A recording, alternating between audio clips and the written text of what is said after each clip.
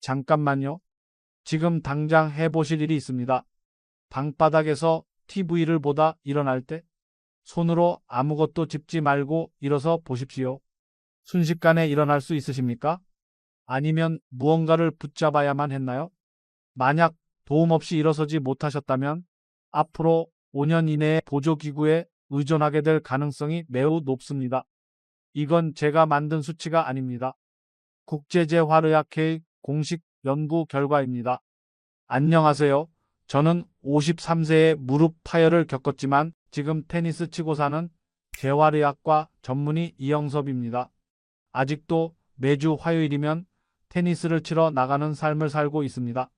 여러분들도 제가 말씀드리는 내용을 집에서 5분씩 꾸준히 따라 하시다 보면 10년 후 지금보다 더 좋은 두 다리를 얻을 거라고 확신합니다.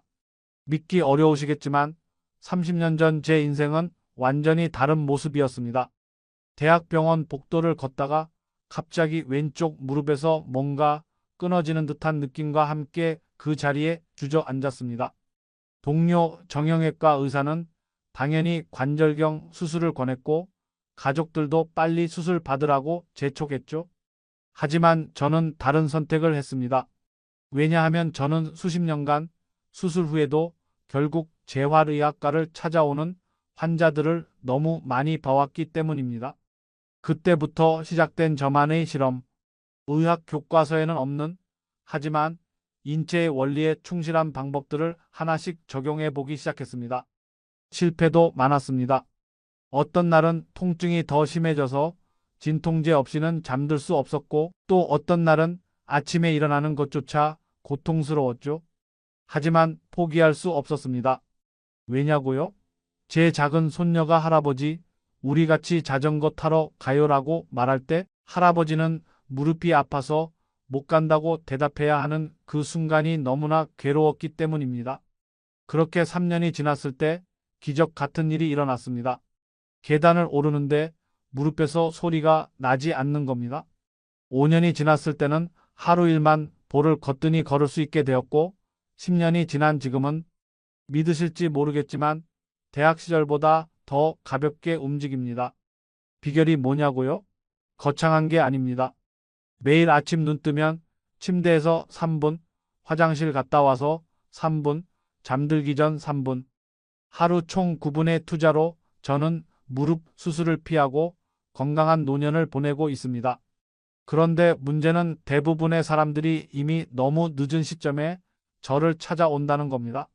선생님, 이제 계단 오르기가 너무 힘들어요. 마트 한번 다녀오면 다리가 퉁퉁 부어요. 밤에 쥐가 나서 잠을 못 자요. 이런 증상들 혹시 여러분도 겪고 계신가요? 사실 이런 신호들은 우리 몸이 보내는 마지막 경고입니다. 이미 근육량이 위험 수준까지 감소했다는 뜻이고 혈액순환이 심각하게 저하되었다는 의미입니다. 하지만 아직 늦지 않았습니다. 지금부터라도 시작하면 됩니다. 자, 그럼 우선 여러분의 현재 상태를 정확히 파악해 봅시다. 첫 번째 신호. 아침에 일어날 때 첫 발을 디디는 순간 발바닥이나 발뒤꿈치에 찌릿한 통증이 있으신가요? 이건 족저근막이 밤새 경직되었다가 갑자기 늘어나면서 생기는 현상입니다. 두 번째 신호. 양말을 신을 때 어떻게 하시나요? 서서 신으시나요? 아니면 앉아서 신으시나요? 만약 꼭 앉아서 신어야 한다면 이미 균형 감각과 유연성이 상당히 떨어진 상태입니다. 세 번째 신호. 장본 비닐봉지를 들고 집까지 오는 길이 예전보다 훨씬 멀게 느껴지시나요? 중간에 한두 번은 쉬어가야 하시나요? 이건 하지 근력이 체중을 지탱하기 어려워졌다는 명백한 증거입니다. 네 번째 신호. 밤에 자다가 종아리에 쥐가 나서 깨신 적이 있으신가요? 한 달에 한 번 이상 이런 일이 반복된다면 전해질 불균형과 함께 근육의 피로도가 한계에 도달했다는 뜻입니다. 다섯 번째 신호. 의자에서 일어날 때 아이고 소리가 저절로 나오시나요? 무릎에서 드드득 하는 소리가 들리시나요? 이건 관절 주변 근육이 약해져서 관절이 직접적인 충격을 받고 있다는 위험 신호입니다. 만약 이 중 3가지 이상에 해당된다면 여러분은 지금 당장 관리를 시작해야 합니다. 하루가 늦어질수록 회복에는 열흘이 더 걸립니다. 그럼 이제부터 제가 30년간 실천하고 수천 명의 환자에게 처방해서 효과를 확인한 방법들을 하나씩 알려드리겠습니다. 특별한 기구도 필요 없고 헬스장에 갈 필요도 없습니다. 심지어 돈도 한 푼 들지 않습니다. 먼저 아침에 눈을 뜬 직후 이불에서 나오기 전에 하는 3분 루틴입니다. 첫 번째는 발가락 체조입니다. 누운 상태에서 발가락을 최대한 넓게 벌렸다가 다시 오므리기를 반복합니다. 왼발 오른발 번갈아가며 각각 20회씩. 이게 왜 중요하냐고요? 발가락은 우리 몸의 균형을 잡는 첫 번째 관문입니다. 발가락 힘이 약하면 걸을 때마다 무릎과 허리가 그 충격을 대신 받게 됩니다. 두 번째는 무릎 교차 운동입니다. 왼쪽 무릎을 굽혀서 오른쪽 가슴 쪽으로 당기고 오른쪽 무릎은 왼쪽 가슴 쪽으로 당깁니다. 각각 10회씩. 이 동작은 굳어진 고관절을 풀어주고 동시에 복부 깊은 곳의 코어 근육을 활성화시킵니다. 세 번째는 공중 자전거 타기입니다. 두 다리를 들어 올려 자전거 페달을 밟듯이 천천히 돌립니다. 앞으로 30초, 뒤로 30초. 처음엔 10초도 힘들 수 있습니다. 괜찮습니다.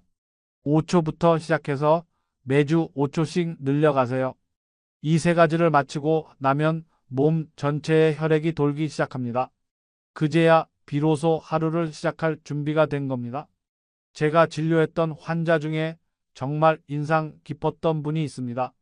강릉에서 펜션을 운영하시던 76세 윤태식 씨였습니다.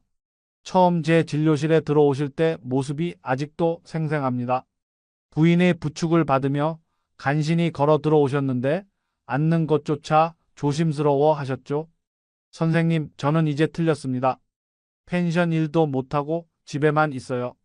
손님 응대는커녕 정원 관리도 못합니다. 무릎이 너무 아파서. 검사 결과 연골은 많이 닳아 있었지만 더 큰 문제는 근육이었습니다. 무릎 주변 근육이 거의 없다시피 했고 종아리는 물렁물렁했습니다. 혈액순환도 엉망이라 발목은 항상 부어 있었죠. 수술하셔야 합니다라고 말하기는 쉬웠을 겁니다. 하지만 저는 다른 처방을 내렸습니다.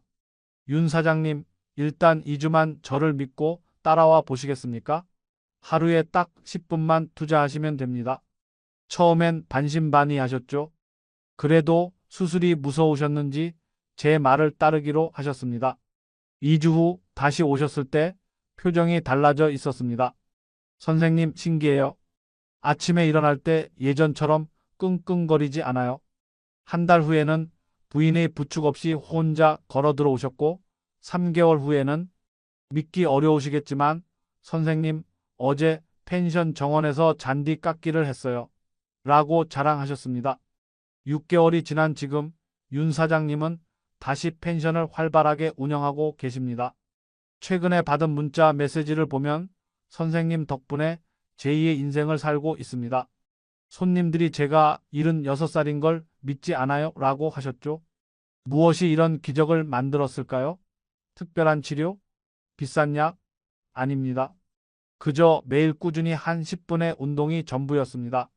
자, 이제 여러분도 의자에서 할 수 있는 운동을 배워보겠습니다. 이 운동들은 앉아서 생활하는 시간이 많은 현대인들에게 특히 중요합니다.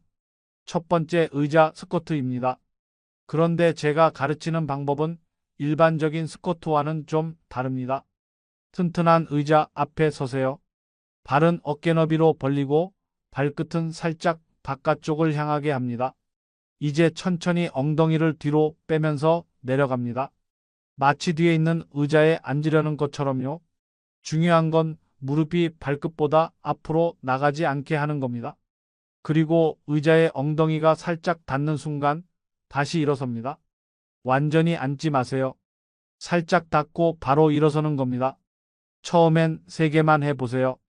겨우 3개? 라고 생각하실 수 있지만 제대로 하면 3개도 만만치 않습니다. 일주일마다 하나씩 늘려서 최종적으로는 20개까지 하는 게 목표입니다. 두 번째는 종아리 들어 올리기입니다. 의자 뒤를 가볍게 잡고 서세요. 이제 뒤꿈치를 최대한 높이 들어 올립니다. 발끝으로 서는 거죠. 3초간 유지하고 천천히 내려옵니다. 이때 중요한 건 올라갈 때는 빠르게, 내려올 때는 천천히 하는 겁니다. 종아리에 불이 나는 느낌이 들어야 제대로 하고 있는 겁니다. 15회씩 3세트가 목표입니다. 종아리가 뭐가 그렇게 중요해? 라고 생각하실 수 있습니다. 종아리는 제2의 심장이라고 불립니다. 종아리 근육이 수축하면서 다리에 고인 혈액을 심장으로 밀어올리는 펌프 역할을 하거든요. 종아리가 약하면 저녁마다 다리가 붓고 밤에 쥐가 나는 겁니다. 세 번째는 한 발로 서기입니다. 이건 정말 중요한 운동입니다. 낙상 예방의 핵심이거든요. 의자를 옆에 두고 서세요. 처음엔 의자를 살짝 잡아도 됩니다. 한쪽 발을 들어 올려 10초간 유지합니다. 흔들려도 괜찮아요. 흔들리는 것 자체가 운동입니다. 좌우 번갈아 가며 3회씩 반복합니다. 만약 10초를 버티지 못한다면 낙상 위험이 일반인의 5배 이상 높다는 뜻입니다. 하지만 걱정하지 마세요. 매일 연습하면 2주 안에 10초는 거뜬히 서 있을 수 있게 됩니다. 여기서 잠깐 이쯤 되면 에이 이런 간단한 운동이 뭐가 되겠어? 라고 생각하실 분들이 계실 겁니다. 제가 또 다른 환자 이야기를 들려드리겠습니다. 충주에서 약국을 운영하시던 79세 박정숙 약사님 이야기입니다. 박 약사님은 자신이 약사임에도 불구하고 온갖 약을 다 먹어도 다리 통증이 나아지지 않았습니다. 하루 종일 서서 일하는 직업 특성상 저녁이면 다리가 퉁퉁 붓고 밤에는 쥐가 나서 여러 번 깨곤 했죠. 선생님, 저는 약사인데도 제 다리 하나 고치지 못하고 있어요. 이제는 약국 일도 그만둬야 하나 고민입니다. 처음 만났을 때 박 약사님은 5분도 서 있기 힘들어 했습니다. 한 발로 서기는 1초도 못 버텼고요. 그런데 이분도 역시 수술보다는 운동을 선택하셨습니다. 매일 아침 약국 문 열기 전 10분, 점심시간 10분, 저녁 집에서 10분, 하루 30분을 투자하기 시작했습니다. 처음엔 의자, 스쿼트 3개도 벅차서 중간에 쉬어가며 했습니다. 그런데 놀라운 변화가 일어났습니다. 2주 만에 저녁 부종이 줄어들기 시작했고 한 달 후에는 밤에 쥐가 나는 횟수가 현저히 줄었습니다. 3개월 후 다시 만났을 때 박 약사님은 완전히 다른 사람이 되어 있었습니다. 선생님, 이제 하루 종일 서 있어도 괜찮아요. 어제는 동기 모임에서 춤도 췄답니다. 6개월이 지난 지금 박 약사님은 약국 일을 계속하고 계실 뿐만 아니라 동네 어르신들께 제가 가르쳐드린 운동법을 전파하는 전도사가 되셨습니다. 약사로서 깨달았어요. 약보다 운동이 더 강력한 치료제라는 걸요. 자, 이제 TV 보면서도 할 수 있는 운동들을 알려드리겠습니다. 사실 우리가 TV 앞에서 보내는 시간이 하루에 몇 시간이나 될까요? 이 시간을 활용하면 따로 운동 시간을 내지 않아도 됩니다. 첫 번째는 발가락 수건 짚기입니다. 맨발로 바닥에 수건을 펴놓고 발가락으로 수건을 집어 올리는 운동입니다. 오른발 왼발 번갈아 가며 각각 20회씩. 이게 뭐가 대단하냐고요? 발가락 힘은 전체 보행 능력의 30%를 좌우합니다. 발가락이 약하면 걸을 때마다 비틀거리게 되고 결국 무릎과 허리에 무리가 갑니다. 두 번째는 발목 알파벳 쓰기입니다. 발을 살짝 들고 발목으로 공중에 어부터지까지 써보세요. 한 글자 쓸 때마다 발목 전체가 움직이는 걸 느끼실 겁니다. 처음엔 어부터 M까지만 익숙해지면 G까지 완성하세요. 이 운동은 발목의 유연성과 근력을 동시에 키워줍니다. 발목이 튼튼해야 걸을 때 안정감이 생기고 삐끗하는 일도 줄어듭니다. 세 번째는 무릎 펴고 다리 들기입니다. 소파에 앉은 상태에서 한쪽 다리를 쭉 펴고 10cm 정도만 들어 올립니다. 5초 유지하고 내리기를 10회 반복. 이때 중요한 건 허벅지 앞쪽에 힘이 들어가는 걸 느끼는 겁니다. 이 근육이 바로 대퇴사두근인데 무릎을 보호하는 가장 중요한 근육입니다. 네 번째는 발 뒤꿈치 닿기 운동입니다. 앉은 상태에서 다리를 쭉 뻗고 발끝을 몸쪽으로 당겼다가 다시 펴기를 반복합니다. 종아리가 당기는 느낌이 들어야 제대로 하는 겁니다. 이 운동은 하루 종일 앉아 있어서 굳어진 종아리를 풀어주고 혈액순환을 도와줍니다. 특히 저녁에 다리가 붓는 분들에게 효과적입니다. 다리가 붓고 저리신 분들 특히 주목해 주세요. 병원에서는 이뇨제나 혈액순환제를 처방하지만 사실 가장 효과적인 방법은 따로 있습니다. 첫 번째, 다리 높이 올리기입니다. 침대나 소파에 누워서 다리를 벽에 올려 놓으세요. 엉덩이는 벽에서 20cm 정도 떨어뜨리고 다리는 90도 각도로 올립니다. 이 상태로 15분만 유지하세요. 처음엔 5분도 힘들 수 있습니다. 다리가 저리고 불편하죠. 하지만 참고 유지하면 놀라운 일이 일어납니다. 하루 종일 다리에 고여있던 혈액과 림프액이 중력의 도움을 받아 심장으로 돌아가기 시작합니다. 이 운동은 하루에 3번, 아침, 점심, 저녁으로 하시면 좋습니다. 특히 저녁 잠들기 전에 하면 다음날 아침 다리가 한결 가벼운 걸 느끼실 수 있습니다. 두 번째는 발목 펌프 운동입니다. 이건 언제 어디서나 할 수 있는 운동입니다. 앉아 있을 때든 누워 있을 때든 발목을 위아래로 힘차게 움직이는 겁니다. 발끝을 최대한 몸쪽으로 당겼다가 다시 최대한 아래로 내립니다. 마치 자동차 엑셀을 밟는 것처럼 리듬감 있게 반복하세요. 한 번에 50회씩 하루에 5번 이상. 이 단순한 동작이 왜 중요할까요? 종아리 근육이 수축과 이완을 반복하면서 정맥혈을 심장으로 밀어올리는 펌프 역할을 하기 때문입니다. 혈전 예방에도 탁월한 효과가 있습니다. 세 번째는 발 마사지입니다. 테니스 공이나 골프공을 준비하세요. 없으면 작은 물병도 좋습니다. 발바닥 아래 놓고 앞뒤로 굴리면서 마사지하는 겁니다. 발바닥 가운데, 발가락 및 발뒤꿈치까지 골고루 자극해 주세요. 한쪽 발당 3분씩. 처음엔 아플 수 있습니다. 그만큼 발바닥이 굳어 있다는 뜻이죠. 매일 하다 보면 점점 부드러워지는 걸 느끼실 수 있습니다. 네 번째는 종아리 마사지입니다. 손으로 하면 힘들기 때문에 수건을 이용합니다. 마른 수건으로 종아리를 감싸고 아래에서 위로 쓸어 올리듯 마사지하세요. 너무 세게 하지 말고 기분 좋을 정도의 압력으로 한쪽 다리당 2분씩. 이때 로션이나 오일을 바르면 더 좋습니다. 피부 보습도 되고 마사지도 부드럽게 됩니다. 이런 간단한 방법들로도 정말 극적인 변화가 가능합니다. 대전에서 한의원을 운영하시는 82세 최영호 원장님 이야기를 들려드리겠습니다. 의사이면서도 정작 자신의 건강은 돌보지 못했던 분이죠. 이 선생, 나도 의사인데 내 다리 하나 못 고치고 있네. 침 놓고 약 먹어도 소용없어. 이제는 진짜 은퇴해야 하나 봐. 처음 만났을 때 최 원장님은 자포자기 상태였습니다. 양쪽 무릎에 물이 차서 퉁퉁 부어 있었고 5분만 서 있어도 통증이 심했습니다. 한의사로서 평생 남을 치료했는데 정작 자신은 치료하지 못한다는 자괴감이 컸죠. 그런데 최 원장님께 제가 알려드린 운동법을 보여드리자 처음엔 코웃음을 치셨습니다. 이런 간단한 운동으로 뭐가 되겠나? 하지만 의사로서의 자존심인지 아니면 정말 절박했는지 일단 해보기로 하셨습니다. 매일 아침 한의원 가기 전 30분, 점심시간 20분, 저녁 집에서 30분, 하루 총 80분을 투자하기 시작했습니다. 첫 주는 별 변화가 없었습니다. 오히려 근육통이 생겨서 역시 안 되는구나 하셨죠. 하지만 제가 원장님 침 놓을 때도 명현 반응이 있지 않습니까?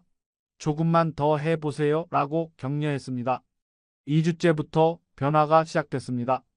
아침에 일어날 때 무릎이 덜 뻣뻣했고 3주째에는 계단을 오를 때 난간을 잡지 않아도 되었습니다. 한 달이 지났을 때 최 원장님은 믿을 수 없다는 표정으로 말씀하셨습니다. 이 선생, 내가 82년 살면서 이렇게 빠른 변화는 처음이야. 무릎에 찼던 물도 빠지고 하루 종일 서서 진료해도 괜찮아. 3개월 후에는 완전히 다른 사람이 되셨습니다. 매주 토요일 등산 모임에 나가시고 일요일에는 손주들과 자전거도 타신다고 하셨죠. 내가 한의사로서 부끄럽네. 침과 약만 고집했는데 운동이 이렇게 강력한 치료법인 줄 몰랐어. 이제 환자들에게도 운동을 처방하고 있다네. 최 원장님의 변화를 보고 한의원 직원들도 모두 운동을 시작했다고 합니다. 82세에도 이런 변화가 가능한데 더 젊은 여러분들은 얼마나 더 빠른 변화를 경험하실 수 있을까요? 자, 이제 정말 중요한 이야기를 해야 할 시간입니다. 바로 낙상 예방입니다. 여러분, 80대에 넘어져서 고관절, 골절이 되면 어떻게 될까요? 충격적인 통계가 있습니다. 1년 내 사망률이 30%가 넘습니다. 살아남더라도 70%는 이전처럼 걷지 못합니다. 그래서 예방이 정말 중요합니다. 집안 환경부터 점검해 봅시다. 첫 번째 욕실입니다. 낙상 사고의 40%가 욕실에서 일어납니다. 미끄럼 방지 매트는 필수입니다. 3,000원이면 삽니다. 이 작은 투자가 여러분의 남은 인생을 좌우할 수 있습니다. 샤워 부스나 욕조에는 손잡이를 설치하세요. 설치가 어려우면 흡착식 손잡이라도 좋습니다. 그리고 욕실 바닥이 젖었을 때는 절대 서두르지 마세요. 두 번째 조명입니다. 밤에 화장실 가다가 넘어지는 사고가 정말 많습니다. 침실에서 화장실까지 가는 길에 센서 등을 설치하세요. 1만 원이면 충분합니다. 그리고 침대 옆에는 항상 손전등을 두세요. 갑자기 일어났을 때 어지러울 수 있으니 잠시 앉아 있다가 불을 켜고 일어나는 습관을 들이세요. 세 번째 문턱입니다. 우리나라 집들은 문턱이 많죠. 테이프로 표시하거나 가능하면 경사로를 만드세요.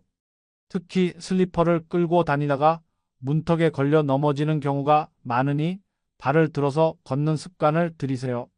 네 번째 정리정돈입니다. 바닥에 물건을 두지 마세요. 특히 전선, 신문, 잡지 같은 것들 발에 걸려 넘어질 수 있습니다. 카펫도 조심하세요. 끝이 말려 있으면 발가락이 걸립니다. 다섯 번째 신발입니다. 집에서도 미끄럼 방지 실내화를 신으세요. 양말만 신고 다니다가 미끄러지는 사고가 많습니다. 외출할 때는 꼭 발목을 잡아주는 운동화를 신으세요. 슬리퍼나 굽 높은 구두는 절대 금물입니다. 이런 환경 개선과 함께 균형 감각을 키우는 운동을 꾸준히 하면 낙상 위험을 80% 이상 줄일 수 있습니다. 여기서 또 한 분의 감동적인 이야기를 들려드리겠습니다. 부산에서 혼자 사시는 78세 김순자 할머니입니다.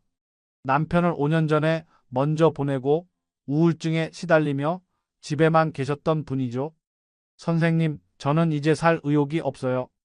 혼자 밥 먹기도 싫고 하루 종일 TV만 봐요. 다리도 아프고 온몸이 쑤시는데 병원 가기도 귀찮아요. 딸이 억지로 모시고 온 상황이었습니다.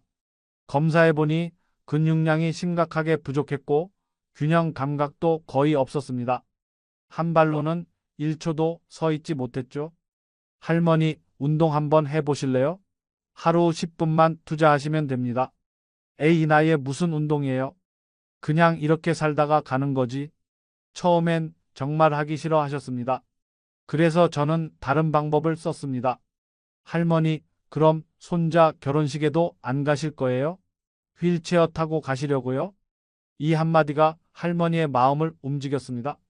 2년 후에 있을 손자 결혼식에는 꼭 건강한 모습으로 가고 싶으셨던 거죠. 그날부터 할머니는 매일 운동을 시작하셨습니다. 처음엔 의자 잡고 일어서기 5번도 힘들어 하셨습니다. 하지만 포기하지 않으셨어요. 손자 결혼식에 당당하게 걸어 들어가야지라는 목표가 있었으니까요. 한 달 후 놀라운 변화가 시작됐습니다. 표정이 밝아지고 말수도 늘어났습니다. 2달 후에는 혼자 마트에 장 보러 가시더니 석 달 후에는 동네 친구들과 공원 산책도 하셨습니다. 6개월이 지났을 때 할머니는 완전히 다른 사람이 되어 있었습니다. 노래 교실도 다니시고 요가 학원에도 등록하셨다고 하더군요. 선생님, 이제 살맛이 나요? 아침에 눈 뜨는 게 기대돼요. 오늘은 또 뭘 해볼까 하고요. 그리고 작년 드디어 손자 결혼식이 있었습니다.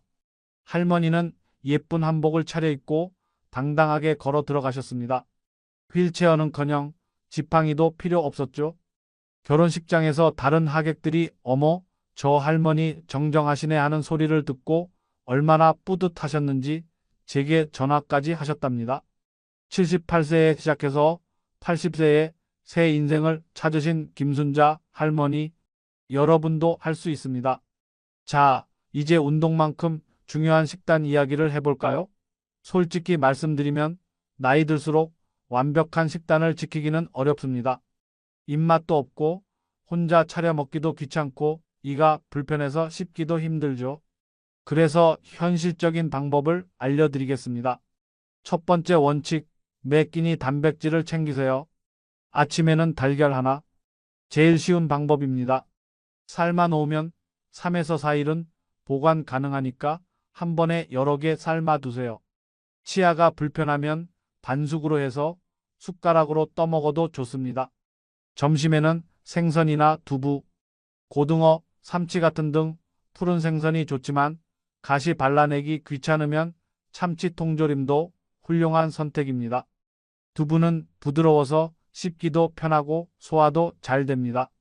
저녁에는 콩자반이나 콩나물국, 콩은 식물성 단백질의 보고입니다. 검은 콩조림 조금씩 먹어도 좋고 콩나물국에 두부 넣어서 끓이면 단백질 보충 끝입니다. 두 번째 원칙, 칼슘을 잊지 마세요. 우유가 제일 좋지만 유당불내증이 있으면 두유나 아몬드 우유도 좋습니다. 멸치볶음, 뱅어포, 치즈 한 장도 훌륭한 칼슘 공급원입니다. 시금치, 케일 같은 녹색 채소에도 칼슘이 많습니다. 데쳐서 나물로 무쳐 먹으면 됩니다. 참깨 뿌려 먹으면 고소하고 칼슘도 추가로 섭취할 수 있죠. 세 번째 원칙, 비타민 D는 필수입니다. 가장 좋은 방법은 햇빛입니다. 하루 15에서 20분, 오전 10시에서 오후 3시 사이 햇빛을 쬐세요. 팔과 다리를 노출시키면 더 좋습니다. 겨울이나 날씨가 안 좋을 때는 음식으로 보충해야 합니다. 달걀 노른자, 연어, 고등어, 표고버섯에 비타민 D가 풍부합니다. 네 번째 원칙, 수분 섭취를 충분히 하세요. 하루 8잔의 물은 기본입니다. 화장실 자주 가기 싫어서 물을 안 마신다는 분들이 많은데 이건 정말 위험한 생각입니다. 탈수되면 혈액이 끈적해지고 혈전 위험이 높아집니다. 물 마시기 힘들면 국물 음식을 자주 드세요. 된장국, 미역국, 콩나물국 등 과일도 좋습니다. 수박, 참외, 배 같은 수분 많은 과일을 간식으로 드세요. 피해야 할 음식도 있습니다. 짠 음식은 정말 조심하세요. 라면, 찌개, 젓갈 등 나트륨이 많으면 다리가 붓고 혈압도 올라갑니다. 김치도 물에 한번 헹궈서 드시면 나트륨을 줄일 수 있습니다. 가공식품도 되도록 피하세요. 햄, 소시지, 어묵에는 방부제와 나트륨이 많습니다. 대신 신선한 고기나 생선을 드세요. 당분이 많은 음식도 주의하세요. 과자, 빵, 음료수는 혈당을 급격히 올려 염증을 유발합니다. 단 것이 당기면 과일을 드세요. 여기서 실제 사례를 하나 더 들려드리겠습니다. 인천에서 혼자 사시는 81세 이영자 할머니입니다. 평생 음식 장사를 하셨는데 은퇴 후에는 정작 본인 식사는 대충 때우고 계셨습니다. 선생님, 혼자 먹으려니 귀찮아서 라면이나 빵으로 대충 때워요. 반찬 해봐야 혼자 먹을 건데 뭐하러 해요? 검사 결과 심각한 단백질 부족과 빈혈이 있었습니다. 근육량도 표준의 60% 수준이었죠. 그래서 계단 오르기도 힘들고 조금만 걸어도 숨이 찼던 겁니다. 할머니, 운동도 중요하지만 먹는 것부터 바꿔야 해요. 복잡하게 생각하지 마시고 하루에 달걀 2개, 두부 반 모, 우유 1컵만 꼭 드세요. 처음엔 그것도 귀찮다고 하셨지만 간단한 방법을 알려드렸습니다. 일주일치 달걀을 한 번에 삶아두기, 두부는 찌개용으로 잘라서 냉동실에 보관하기, 우유는 작은 팩으로 사서 냉장고에 쟁여두기. 3개월 후 할머니를 다시 만났을 때 놀라운 변화가 있었습니다. 혈색이 좋아지고 기운이 넘쳤습니다. 선생님, 달걀이랑 두부 먹으니까 확실히 힘이 나요. 이제는 시장 가서 장 보는 것도 재미있어요. 뭘 해 먹을까 고민하는 것도 즐거워요. 6개월 후에는 근육량이 정상 수준으로 회복되었고 빈혈도 개선되었습니다. 무엇보다 삶의 활력을 되찾으셨죠.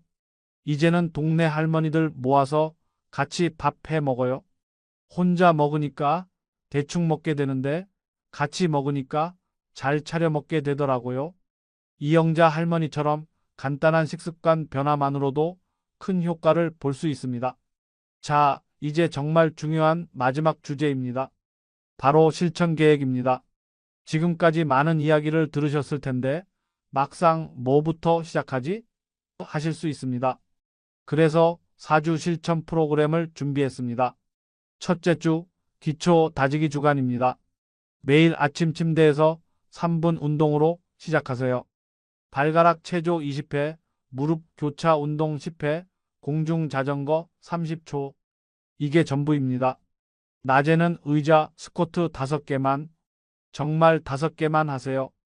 욕심내서 많이 하다가 포기하는 것보다 적게 하더라도 매일 하는 게 중요합니다. 저녁에는 다리 올리기 15분. TV 보면서 하시면 됩니다.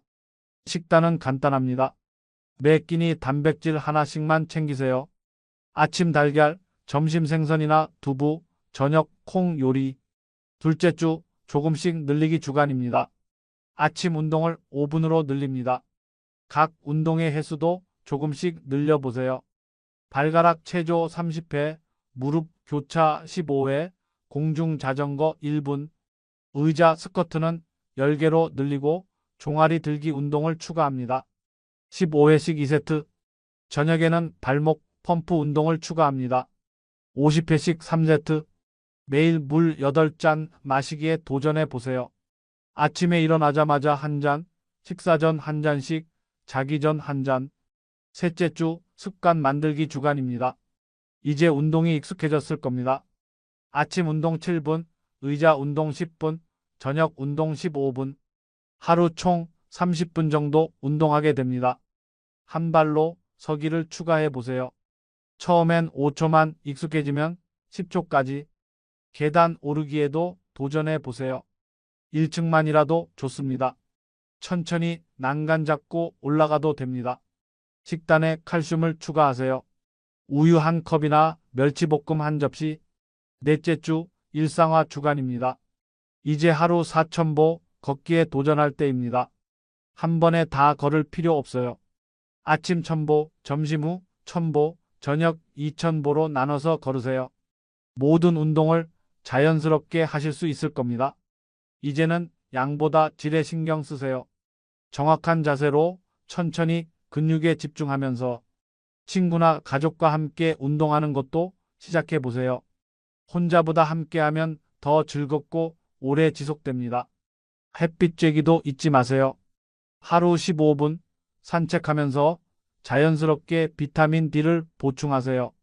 이렇게 4주를 보내고 나면 여러분은 분명 달라진 자신을 발견하게 될 겁니다. 계단이 덜 힘들어집니다. 의자에서 일어날 때 아이고 소리가 안 나옵니다. 저녁에 다리가 덜 붓습니다. 밤에 쥐가 덜 납니다. 무엇보다 기분이 좋아집니다.